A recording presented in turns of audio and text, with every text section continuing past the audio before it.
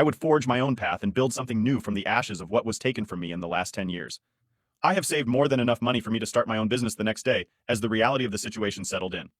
I took matters into my own hands and embarked on a course of action. I reached out to a significant portion of our client base, particularly those I had personally brought on board over the years. These were the clients with whom I had fostered strong relationships and earned their trust. I candidly disclosed my father's intentions of handing over the entire business to my older brother and explained my decision to launch my own company as a result. The clients were as shocked as me, but surprisingly, the overall response was overwhelmingly positive. These were people who had come to admire my dedication, work ethic, and the values that I brought to the table.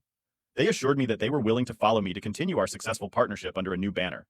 The news of my departure from the family business spread throughout the industry, and some of my dad's workers even approached me, voicing their support that they wanted to work for me. It was like people were starting to understand that after my dad left the business under Michael's care, this would be a sinking ship. I handed in my resignation letter to my dad, and he was shocked. He scolded me that I should not ditch the company at such a crucial period, but I scoffed at his response and left as the majority of the client base shifted allegiance. The once prosperous family business started to disintegrate, with my dad unwittingly caught in the chaos of the fallout from his grand scheme. Helplessly, he watched as his well-intentioned plan spectacularly backfired. In the following months, my new venture blossomed. The unwavering support from loyal clients, combined with my expertise, not only ensured my survival, but also propelled me to thrive. My father's betrayal served as the catalyst for my rebirth, making me emerge from the ashes as someone stronger and more resilient than ever before. The business I have built now, independent and thriving, is a testament to my tenacity. I can finally revel in the last laugh, knowing that my hard work, dedication, and resilience have prevailed against all odds. Meanwhile, I have learned from my mother that Michael has no idea how to manage the business and is struggling to retain the remaining clients. I guess word of my success must have reached my dad because he sent me a long message yesterday saying I was an asshole for not helping my brother and keeping the family business alive, and how I had turned my back on family. He wrote how he was facing money issues and Olivia, his new wife, threatened to divorce him because he was unable to fund her lifestyle anymore. He concluded his message by urging me to do what he perceived as the right thing, returning to the family business and retrieving all the clients I had acquired, in a bid to salvage our struggling family enterprise. Update 1. I want to express my heartfelt gratitude to everyone who has provided valuable advice and offered reassurance regarding my predicament. To clear up any misconceptions, I am still baffled as to why my dad thought it was a sensible idea for Michael to assume control of the business when we all knew he had absolutely no knowledge about the inner workings of our family enterprise. Michael agreed to my father's wishes because he knew how well our business was doing and thought this would be an easy job, with me taking most of the responsibility. He had expressed previously to us that he was unhappy at his job. Hence, I am assuming that he thought I would do most of the hard work for him, while he and his family would be able to enjoy the CEO title. As for those wondering why I'm not married yet, it's simply because I've always been a bit of a loner all my life, dedicated to my work. While I do have a girlfriend for the past 1.5 years whom I love dearly, and we have discussed marriage as a future goal, we both agree that we want to take some time to grow as individuals before taking the next step.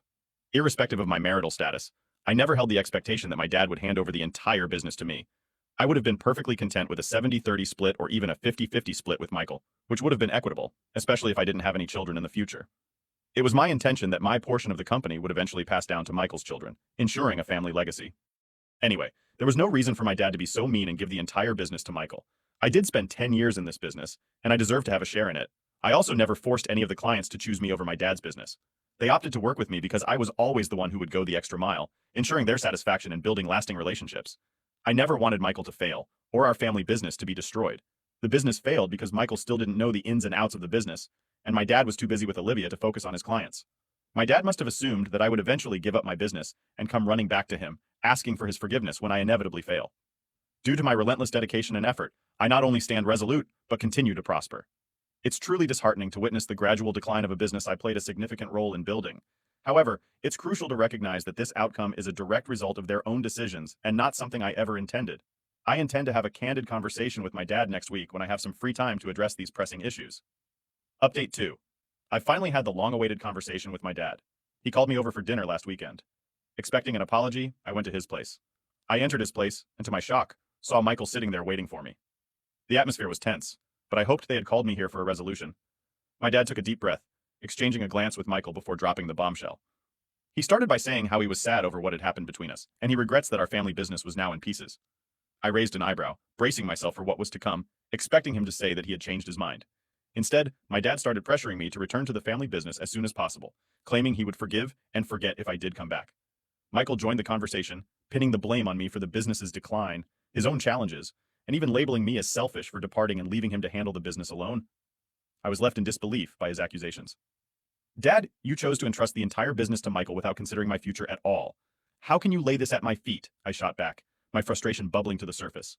Michael scoffed, adding, the real issue is that you took the majority of the clients with you when you departed. That's the root of the problem. They followed me because of the relationships I built, not because I forced them. You are welcome to try to get them back. If you are so good with retaining clients, your remaining clients would have not left the business either, I argued, feeling the weight of their accusations. My dad sighed. Look, I don't want to see the family business fall apart. It's my source of income, and it's how I sustain my lifestyle. Olivia has also left me because of all of this. I want to enjoy my retired life in peace instead of trying to resolve this ongoing family drama. So stop being so selfish and just come back and work for your brother.